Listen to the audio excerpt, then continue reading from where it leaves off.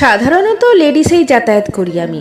সেদিনও লেডিসে উঠব বলে পা চালালাম, কিন্তু ট্রেন ছেড়ে দেবার হুমকি দিচ্ছে বলে বাধ্য হয়েই জেনারেল কম্পার্টমেন্টে উঠতে হলো। হাওড়া থেকে অফিস টাইমে সন্ধ্যের ট্রেন যারা ধরেন তারা জানেন ভিড় শব্দের প্রকৃত অর্থ কী। যাই হোক, ভিড় হলেও জানালার কাছের চ্যানেলে ঢুকে দাঁড়ানোর সুযোগ পেয়েছিলাম।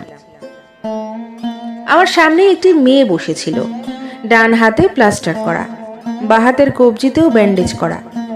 সম্ভবত কোনো অ্যাক্সিডেন্ট ঘটেছিল, এখনো সম্পূর্ণ সুস্থ নয়। তাও কেন লেডিস না উঠে এই ভিড়ে উঠেছে কে জানে। হয়তো আমার মতোই লেডিস পর্যন্ত পৌঁছতে পারেনি ট্রেনের হর্নের চোটে। সে অন্যমনস্ক হয়ে বসেছিল, চোখ দুটো যেন ওই ভিড় ঠেলে কাউকে খুঁজছিল। পাশের সিটের মধ্যবয়স্ক মানুষটা যতটা পারা যায় মেয়েটিকে ঠেলছিল। মেয়েটা অত্যন্ত সংকুচিত হয়ে বসেছিল। তারপরই দেখি লোকটার একটা হাত মেয়েটার থাইয়ে। মেয়েটা খুব নরম গলায় বলল, দাদা হাতটা সরান প্লিজ। লোকটা বিরক্ত হয়ে বলল, এত ভিড়ে আর সতী সাজবেন না, এ বড় সমস্যার, হাতটা রাখবো কোথায়? লোকটা হাতটা সরিয়ে নিল, কিন্তু 5 মিনিটের মধ্যেই তার একটা হাত আবার মেয়েটার পিঠের উপর দিয়ে রইল। মেয়েটা বিরক্তিতে মুখটা কুঁচকে নিল। লোকটা বলল, দেখুন দিদি, কিছু করার নেই। করার কিছু দরকার ছিল না, নিজের হাত দুটোকে শাসন করলেই হতো। নিজের হাত দুটোকে নিজের কাছে রাখলেই চলতো, কারণ বাকিদের কেউই এমন হাত পা ছুঁড়ে ব্যায়াম করার মুডে ছিল না। মেয়েটি আবার বলল, দাদা প্লিজ। লোকটি বলল, আপনি আমার কাঁধে মাথা রাখতে পারেন, নো প্রবলেম। আর সহ্য করা মুশকিল। আমি বলে বসলাম, আপনার প্রবলেম হচ্ছে না সেটা বুঝতেই পারছি, প্রবলেমটা হচ্ছে ওনার। উনি চাইছেন না আপনার দেওয়া এই কমফর্টগুলো। লোকটি অতি অসভ্যের মতো হেসে বলল, সেই আর কি করব বলুন।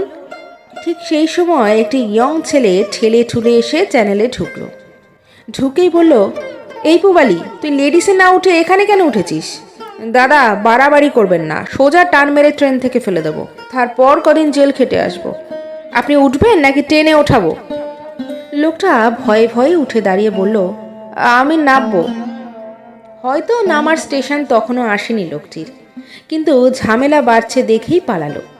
ছেলেটি আমার দিকে তাকিয়ে বলল, দিদি বসুন আপনি। আমি বসতে যাওয়ার আগেই মেয়েটা বলল, তুই বস প্লিজ, একটা তো স্টেশন। আগেই বুঝেছি ওরা পূর্ব পরিচিত। ছেলেটি ইতস্তত করে বসে বলল, বাথরুমে পড়ে গিয়েছিলিস শুনলাম রানার কাছ থেকে, তো কদিন তো গাড়ি ভাড়া করেই অফিসে আসতে পারতিস। মেয়েটা বলল, ফালতু খরচ, সেই লেডিসেই যাতায়াত করি। ছেলেটা বলল, আজ জেনারেলে উঠলি যে? পুবালি নামের মেয়েটা বলল, তোকে দেখতে পেলাম তুই উঠলি এই কম্পার্টমেন্টে, তাই কিছু না ভেবে উঠে পড়লাম। ছেলেটা হেসে বলল, আর কবিতা পড়িস রাত জেগে? সিনেমা দেখিস ছুটির দিনে? মেয়েটা ঘাড় নেড়ে বলল, ওরা তো তোর মতো ছেড়ে চলে যায়নি। ছেলেটা অন্যমনস্কভাবে বলল, ছেড়ে আমি যাইনি, তুই গেছিস। মেয়েটা বলল, বহুদিন একই ডিপি কেন করে রেখেছিস, ছবিটা বদলাতে পারিস তো? ছেলেটা শুধু একটু হাসলো। ওদের আর কিছু যেন বলার ছিল না, দুজনেই অন্যমনস্কভাবে তাকিয়েছিল সামনের দিকে। মেয়েটার স্টপেজ এলো, ছেলেটা ওকে সাবধানে গেট পর্যন্ত গিয়ে নামিয়ে দিয়ে এলো। প্রাক্তন শব্দেও এত অধিকার বোধ থাকে, এত ভরসা থাকে, এত নিশ্চিন্ততা থাকে। দেখে একটাই কথা মনে হলো, কিছু সম্পর্ক ভেঙে যাওয়ার পরও সম্মান রক্ষা করতে জানে।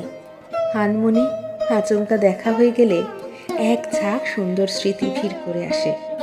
সব প্রাক্তন বদনাম করে না, সবাই গোপন ছবি ভাইরাল করে না, কিছুজন আজন্মকাল সম্মানও করে।